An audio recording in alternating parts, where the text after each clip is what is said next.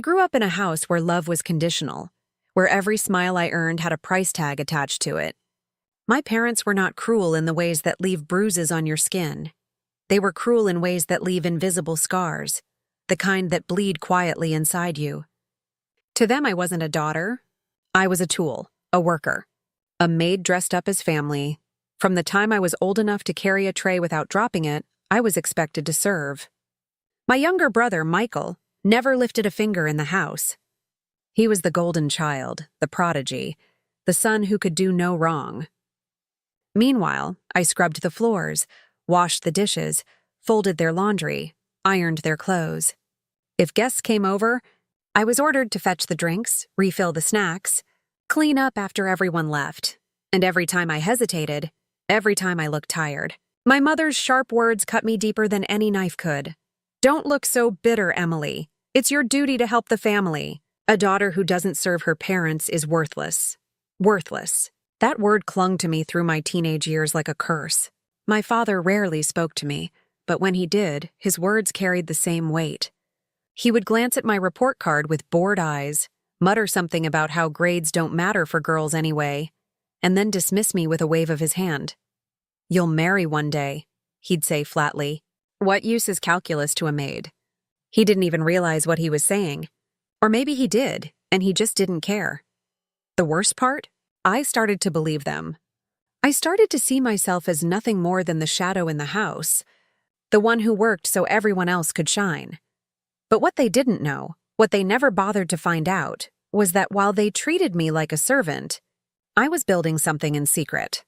At night, when everyone else was asleep, I would open my old laptop. It was slow, the screen flickered sometimes, and the keyboard was missing a key or two. But it was my lifeline. I poured myself into studying business articles, teaching myself coding, reading about startups, and networking quietly with people online. During the day, they barked orders at me. "Emily, bring the groceries from the car." "Emily, iron Michael's shirt." "Emily, don't forget to mop the kitchen floor before the guests arrive." At night, I was someone else entirely. I was a dreamer. I was a builder, and slowly, piece by piece, I created something real. By the time I was 27, I had founded a small tech company with 2 partners I met online. We worked remotely, building software that helped mid-sized businesses streamline their operations. I didn't tell my parents. I didn't tell anyone. They still saw me as their maid, and I let them. Because one day I knew I would show them exactly who I really was. That day came sooner than I expected. It started with my parents announcing they were going to host a dinner party. My mother was buzzing with excitement, fluttering around the kitchen as if she were preparing for royalty. My father's usual gruffness softened into something almost boyish as he polished the glasses himself, muttering about making the best impression possible. "What's going on?" I asked cautiously. Mother shot me a glare, as though my mere voice disturbed her rhythm. "Don't ask questions, Emily, just be ready to serve. We'll need you to handle everything in the dining room tonight. Don't embarrass us," my father smirked. "The CEO of a very important company is coming. He might invest in Michael's future. This is big for us. So do as you're told. Michael's future. Always Michael. Always their son, their golden boy, the one they believed would be someone." I bit my tongue, nodded, and went back to ironing the tablecloth. They didn't even notice the way my hands trembled with a mix of anger and anticipation. The evening of the dinner, the house smelled of roasted lamb and garlic bread. Candles flickered along the long wooden table. My mother wore her best pearl necklace, the one she never let me touch, and my father kept checking his watch every 5 minutes. When the doorbell rang, my parents practically sprinted to the door. Michael straightened his tie, his smug smile plastered across his face, ready to impress. And then he walked in, tall, sharp suit, confident stride. The CEO. His name was Daniel Hayes. My parents fussed over him, shaking his hand, laughing at his jokes, pulling out chairs for him like he was royalty. Meanwhile, I stayed in the background pouring water into glasses, silently placing bread baskets on the table, just as my mother had instructed. Invisible. Silent. Their maid. Until Daniel's eyes landed on me. Emily? He said suddenly, his voice cutting through the chatter. The room froze. My mother blinked. My father stiffened. Michael frowned in confusion. I turned, my heart thudding. Yes? A slow smile spread across Daniel's face. I didn't realize you were related to this family. You didn't mention that in our last meeting. My parents' heads snapped toward me so fast I thought their necks would break. My mother's voice cracked. Meeting? What meeting? Daniel chuckled, leaning back in his chair as if enjoying the dramatic irony. Emily is my business partner. One of the most brilliant minds I've worked with in years. We've been collaborating for months now. He turned to my father. Didn't she tell you? The silence was deafening. My parents' faces drained of color. Michael's jaw dropped, and for the first time in my life, I felt taller than all of them. I set the bread basket down gently, straightened my shoulders, and let the truth settle in the room like thunder. I was not their maid. I was the boss. The silence that followed Daniel's words was suffocating. My mother's lips parted, but no sound came out. My father's knuckles turned white as he gripped the edge of the table. Michael shifted in his seat, his smug confidence evaporating as fast as steam on cold glass.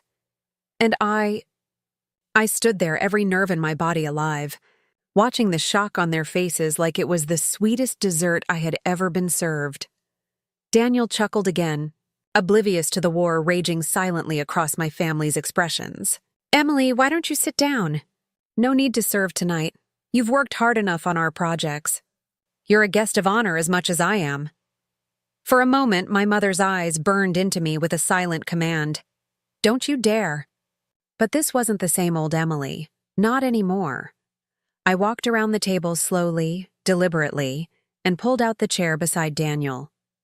My heels clicked against the hardwood floor, and with every step, I felt their version of me, silent, obedient, invisible, crack and crumble like dry clay. As I sat down, Daniel leaned closer with a friendly grin.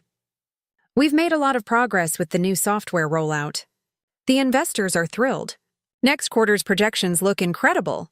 I nodded, keeping my voice calm but firm. We've only just begun. The expansion plans will triple our reach. My father coughed, his voice tight. Emily, what exactly is he talking about? Daniel blinked at him, surprised. She didn't tell you? Emily co-founded Hayes Tech with me and our third partner. She's the brains behind most of the automation processes. Without her, honestly, we wouldn't be half as successful as we are today. My mother gasped, a trembling hand covering her mouth. Michael's fork clattered to his plate, and I simply sipped my water, letting the revelation sting them. Emily, my father's voice quivered with disbelief. You're part of a company? A CEO? I set the glass down with deliberate slowness. Yes. While you were busy reminding me that I was nothing more than your maid, I was building an empire. While you dismissed me as useless, I was running board meetings. While you told me no man would ever want me, I was proving I didn't need one to succeed. The air in the room grew heavy, almost electric. My mother's face reddened, but she stayed quiet, maybe for the first time in years. Daniel, sensing the awkwardness, tried to lighten the mood. Well, I suppose tonight's dinner is a double celebration. To new partnerships, and to discovering that Emily here comes from such a proud family.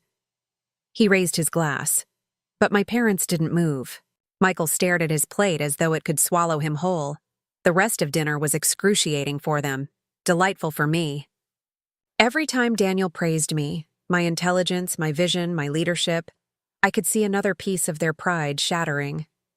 They had spent years parading Michael as the future of the family, while hiding me in the shadows. And now, in front of the very man they wanted to impress, their secret weapon had turned out to be the daughter they had dismissed. After dessert, when Daniel finally left, thanking me warmly for everything and promising to call about Monday's meeting, the real storm began. The door shut behind him. Silence. Then my father exploded. How dare you humiliate us like this?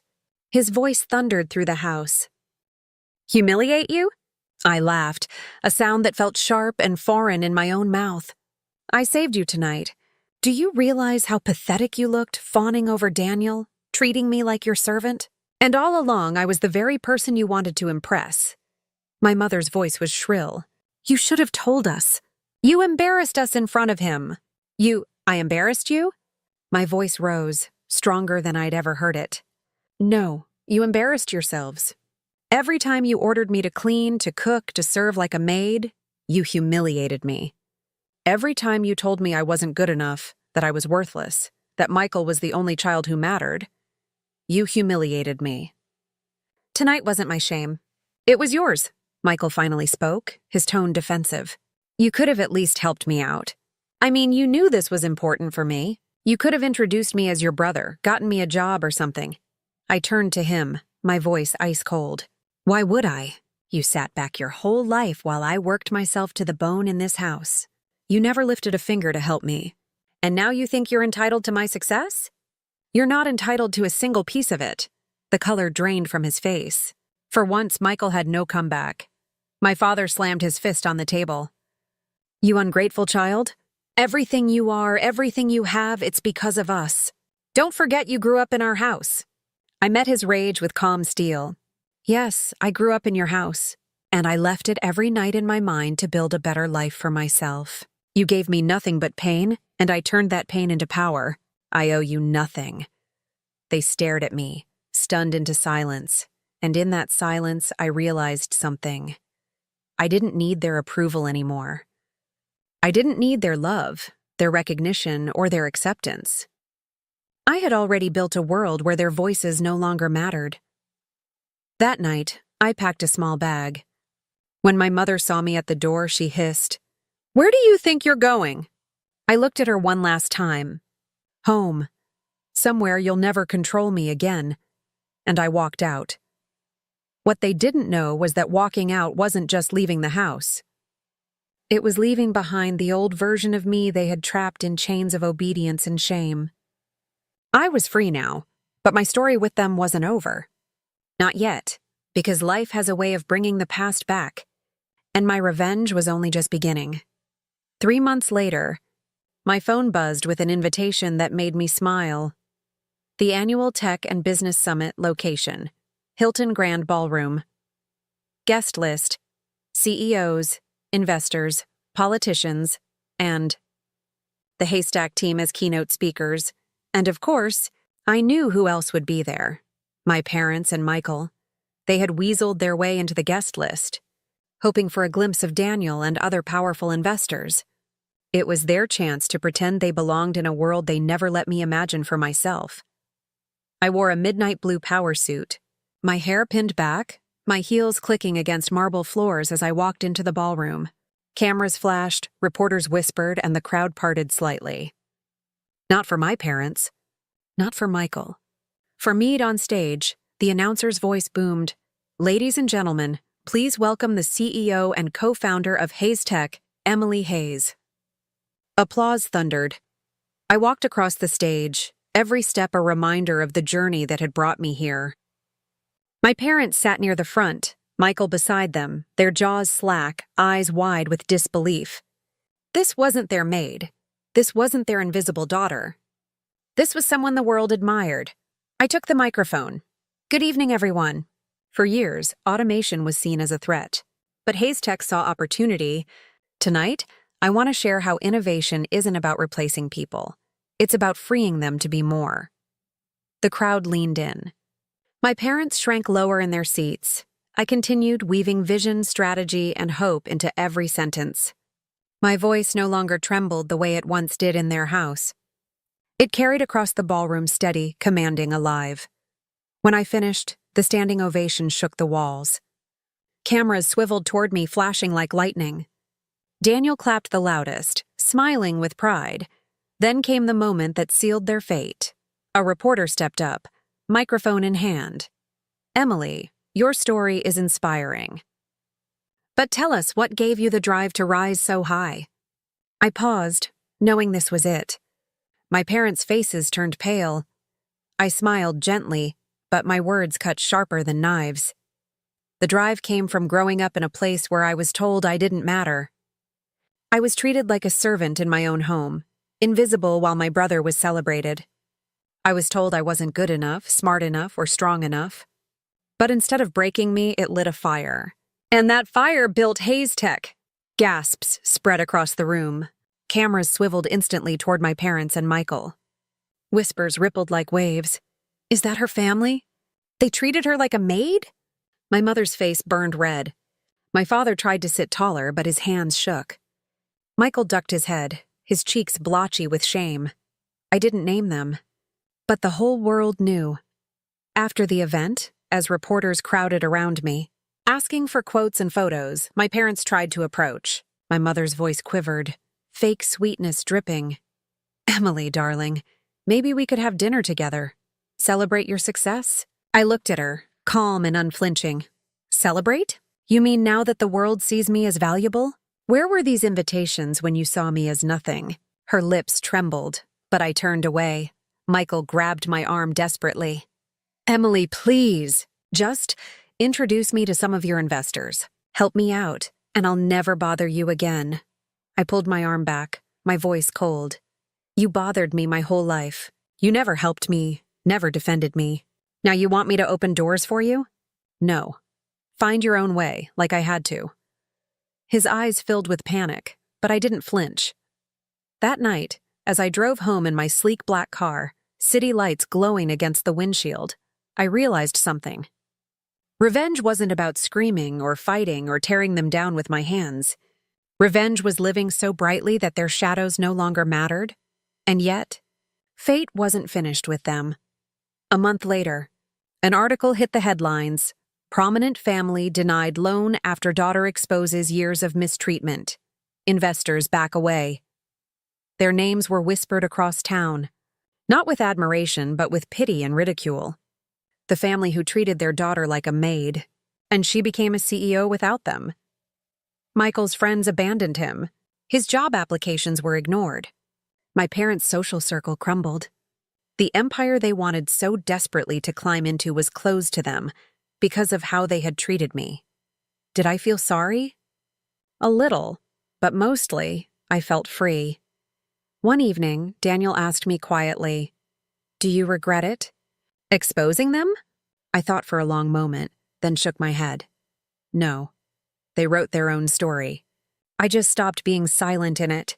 And in that moment, I knew my revenge wasn't just mine.